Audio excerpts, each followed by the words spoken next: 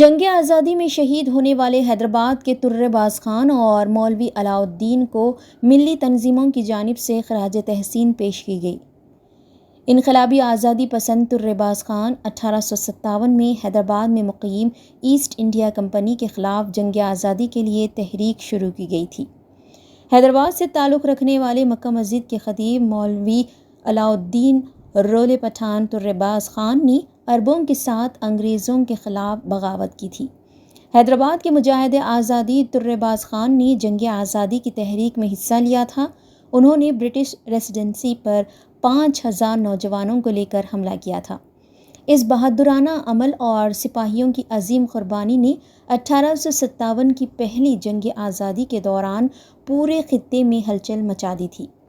اس حملے کی منصوبہ بندی وہاں کی جیل میں قید باقی ہندوستانی فوجیوں کو رہا کرنے کے لیے کی گئی تھی۔ اس حملے کے بعد انگریزوں نے ترے باز خان کو گرفتار کر کے ریزیڈنسی کے نیچے واقع جیل میں قید کر دیا گیا تھا۔ اس وسیع و سخت جیل سے ترے باز خان فرار ہونے میں کامیاب ہو گئے تھے۔ 18 جولائی 1859 کو تاہم انہیں ضلع توپران کے جنگلوں سے گرفتار کر کے پھانسی دے دی گئی تھی۔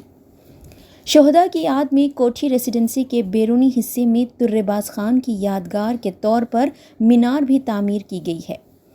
آج شہر حیدرآباد کی سماجی ملی تنظیموں نے یادگار مینار پہنچ کر گلہائے عقیدت پیش کیے۔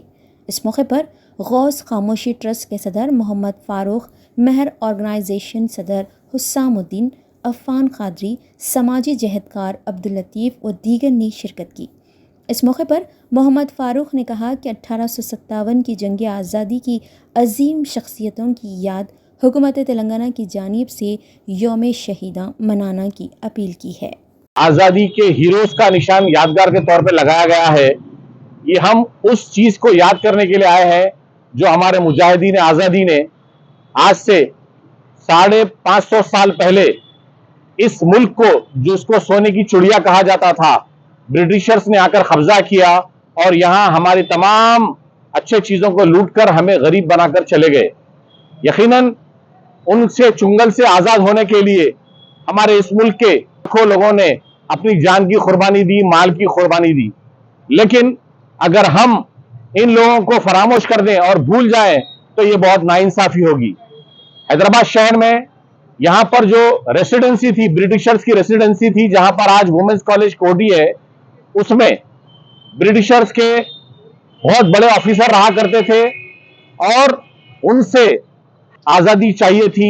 اور اس حیدرآباد شہر کی تاریخی مکہ مسجد کے خطیب اور امام مولوی علاء الدین صاحب اور ترے باز خان صاحب، جو عرب قوم اور روہیلوں کے ایک گروپ کو لے کر یہاں سے حملہ جو ہوا تھا 17 جولائی 1857 کو، اور جنگ کے قیدیوں کو جیل میں ڈالا جاتا ہے، لیکن افسوس کی بات یہ ہے کہ برٹشرز صرف 5 دن کے بعد یعنی کہ 22 جولائی کو ان کو سزا کے طور پہ مولوی علاء الدین صاحب کو انڈومان نکوبار، جس کو کالا پانی سے مشہور کیا گیا ہے، وہاں پر جیل کو بھیجا دیا گیا تھا اور 20 سال تک انہیں وہاں پر جیل میں قید رکھا گیا۔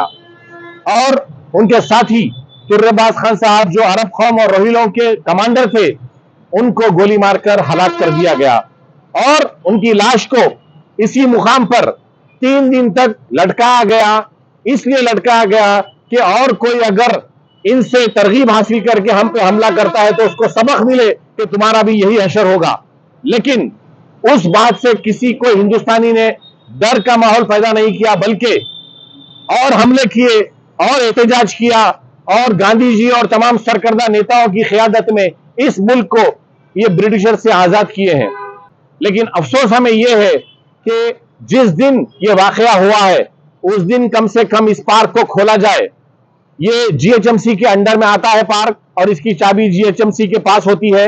ہم یہ چاہتے ہیں کہ آئندہ سے اس کی اور نگہداشت کی جائے، خوبصورت بنایا جائے، یہاں پر ٹورسٹوں کو بلایا جائے، اور ہمارے حیدرآباد کے بھی لوگ چاہتے ہیں کہ ایسے واقعات کو یاد کرنے کے لیے اپنی نئی نسل کو یہاں کا دورہ کرایا جائے۔